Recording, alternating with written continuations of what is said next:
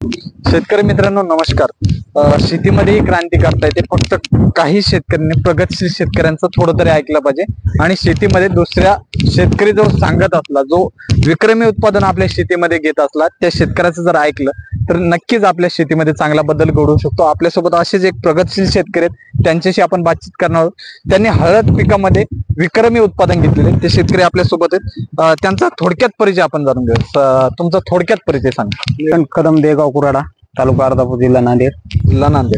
बरं, मला सांगा, तुम्ही प्रगतशील शेतकरी, तुम्हाला तुमच्या पंचकृषीमध्ये मानले जातं। खरं तर तुम्ही शेतीमध्ये बदल काय केला होता आणि मागच्या वर्षी सुद्धा तुम्ही हळदीमध्ये विक्रमी उत्पादन मिळवलं होतं आणि या वर्षी सुद्धा तुमची हळद तुमच्या गावामध्ये आणि तुमच्या 4-5 गावांपेक्षा खूप वेगळी, तर काय तुम्ही म्हणजे मागच्या वर्षी काय बदल केला होता तो थोडक्यात सांगायचा। आम्ही जे पिकावर जास्त लक्ष दिल्यापेक्षा जमिनीवर जास्त लक्ष दिलं। जमिनीला कोणते खत सूट होतात, त्या खतापासून नुकसान किती, फायदा किती होता हे पाहिलं पहिले। हे पिकापेक्षा जे खत आहेत ना, बरोबर, रासायनिक खत ते जास्त दुष्परिणाम आपल्या शरीरावर। बघा शेतकरी मित्रांनो, खरं तर असे प्रगतशील शेतकऱ्यांचा हाच एक पॉइंट असतो की जे वेगळ्या पद्धतीने काम करतात। खरं तर मातीकडे कधीतरी आपण लक्ष दिलं पाहिजे, तर त्यांनी खरं तर मातीवर लक्ष दिलं होतं। आपण जमिनीकून वर्षानुवर्षे घेत आलो, परंतु आपण मातीला काहीच असं दिलेलं नाही, त्यामुळे मातीकडे कधीतरी लक्ष दिलं पाहिजे।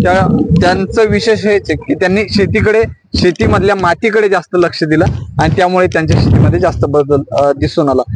परत काय केलं होतं म्हणजे तुम्ही मागच्या वर्षी असं?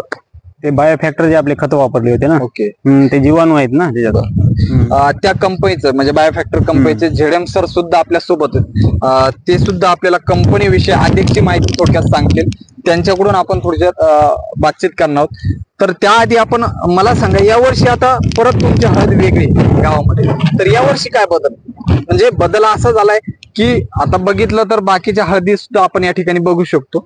या ठिकाणी बदल असा झाला की तुमची हळद खूप मोठी झालेली, मला वाटते 20 ते 30 दिवस, म्हणजे 20 दिवसामध्येच तुमचं जर्मिनेशन चांगले आणि बाकीच्यांचं ज्यांनी रासायनिक खतं वापरले त्यांचं उत्पादन म्हणजे त्यांची हळद खूप छोटी, तर ते काय म्हणजे कशामुळे, रहस्य काय, कशामुळे? जमिनीची क्वालिटी सुधारली ना, आपण जे खत दिलेत ना, हो, खताचे चांगले रिझल्ट आहे। अच्छा, हा, म्हणजे तुम्ही याच्यावर पण दाखवा, याच्यावर किती क्वालिटी आहे पहा, याच्यावर आणि पानावर पण क्वालिटी याच्यामध्ये दिसू शकतो। मातीमध्ये सुद्धा आपण क्वालिटी बघू शकतो, म्हणजे माती सुद्धा भुसभुशीत जास्त प्रमाणात आहे। तर या कंपनीचे बायोफॅक्टर कंपनीचे झेडएम सर आपल्या सोबत आहेत, झोनल मॅनेजर सर सुद्धा आपल्या सोबत, त्यांच्याकडून आपण अधिकची माहिती जाणून घेऊयात। सर काय सांगाल, यांना तुम्ही मार्गदर्शन केलं होतं आणि त्यामुळे यांनी चांगलं विक्रमी उत्पादन मागच्या वर्षी सुद्धा मिळवलं आणि या वर्षी सुद्धा मोठा बदल दिसतोय, काय सांगाल सर? माझं नाव दत्ता पांडुरंग वाघमारे आहे। मी झोनल मॅनेजर म्हणून काम करतो बायोफॅक्टर मध्ये गेली 2 ते 2.5 वर्षापासून। तर आपले जे निळकंठराव आहेत हे गेली 2-2.5 वर्षापासून आपले पूर्ण उत्पादने बायोफॅक्टरचे वापरतात। तर गेल्या वर्षी यांनी रेकॉर्ड ब्रेक उत्पादन काढलं होतं, बरोबर आहे। त्याचबरोबर त्यांच्या हळदीची क्वालिटी एवढी जबरदस्त होती की मार्केटमध्ये त्यांना 1000 रुपयाचा एक्स्ट्रा भाव सुद्धा भेटला। म्हणजे बेनं काढण्यासाठी ठोकर हळद काढतात लोक, बरोबर आहे, यांनी बारीक हळद काढली, म्हणजे हे विशेष होतं। आणि मातीची क्वालिटी एवढी जबरदस्त होती त्या जमिनीमध्ये, आज त्या जमिनीमध्ये सोयाबीन पेरल्याच्या नंतर एवढं जबरदस्त सोयाबीनची क्वालिटी सुद्धा आहे त्यांची, बरोबर आहे। ज्यावेळेस आपले जे खत वापरतो आपण, जे आपला जो डोस आहे बायोफॅक्टर या कंपनीचा, एवढा मजबूत बनवतो पिकाला। त्याच्यामध्ये तुम्हाला बायोएक्सेल डिओ आहे, सुमका आहे, त्याच्यानंतर इन्व्हेक्टस आहे, आधार गोड आहे आणि सिंगल सुपर फॉस्फेट।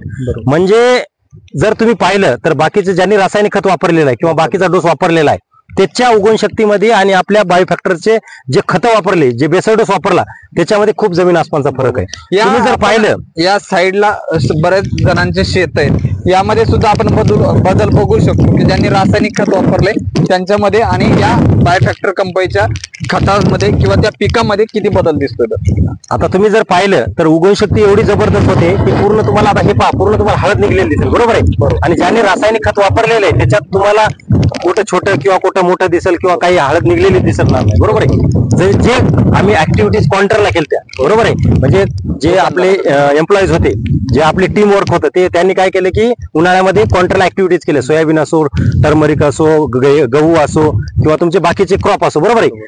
त्याच्यामध्ये काय होतं की 2 ग्लास असो किंवा त्याच्यानंतर ट्रे असो, याच्यामध्ये एकात जे रासायनिक खत असो किंवा अदर कंपनीचे जे खत आहेत ते टाकले आणि आपल्या बायोफॅक्टरचे टाकले, तर तिथं एवढे रिझल्ट भारी आले त्याला उगवण शक्तीमध्ये, त्याच्या क्वालिटीमध्ये.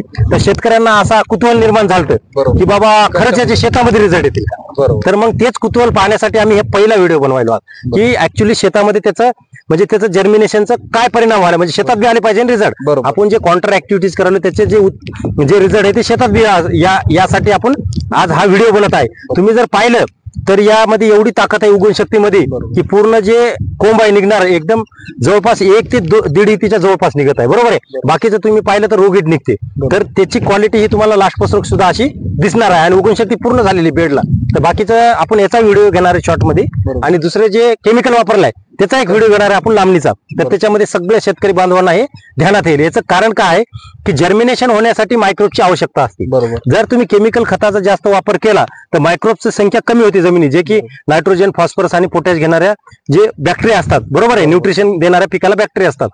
जे आपलं बायोफॅक्टरचं खतं वापरतात त्यांना मायक्रोबचं प्रमाण जास्त भेटते आणि आपलं मल्टिप्लिकेशन फास्ट होते. त्याच्यामुळे उगवण शक्ती एकदम चांगल्या पद्धतीने होते. आता मार्केटमध्ये जे मायक्रोब्स येतात, जे बॅक्टेरिया येतात, जे बॅक्टेरियाचे प्रोडक्ट येतात, सोप्या भाषेत सांगतो तुम्हाला, आणि आपले येतात, तर याच्यामध्ये फरक काय की भारतातली अशी कंपनी आहे की पेटेंटेड यांचे स्वतःचे बॅक्टेरिया आहेत. बरोबर आहे. त्याच्यामुळे आपल्या जे बॅक्टेरिया आहेत यांच्याकडे टेक्नॉलॉजी, पेटेंट टेक्नॉलॉजी आहे की इनकॅप्सुलेशन. अशा आपल्याकडे 3 ते 4 टेक्नॉलॉजी आहेत. नॅनो टेक्नॉलॉजी आपल्याकडे. इनकॅप्सुलेशन असल्यामुळे काय होते की तुम्ही कोणत्याही रासायनिक खतासोबत द्या, कीटकनाशक सोबत द्या, त्याच्यामुळे त्याची इफिशियन्सी कमी होणार नाही, ती तुमच्या रासायनिक खताची इफिशियन्सी वाढवणार आणि जमिनीत असणारं ऑर्गॅनिकचं प्रमाण खूप कमी झाले. तुम्ही जर आता सर्वे पाहिला किंवा कृषी विभाग सांगते बाबा तुमच्या जमिनीत ऑर्गॅनिकचं कार्बन खूप कमी झालं, ते ऑर्गॅनिकचं कार्बन सुद्धा वाढवण्याचं काम हे पूर्ण मायक्रोब्स करतात. बरोबर आहे. त्याच्यामुळे तुम्हाला रिझल्ट एकदम चांगल्या पद्धतीने येणार. आणि पीएच सगळ्यात महत्वाचा, तुम्ही जर पीएच जमिनीचा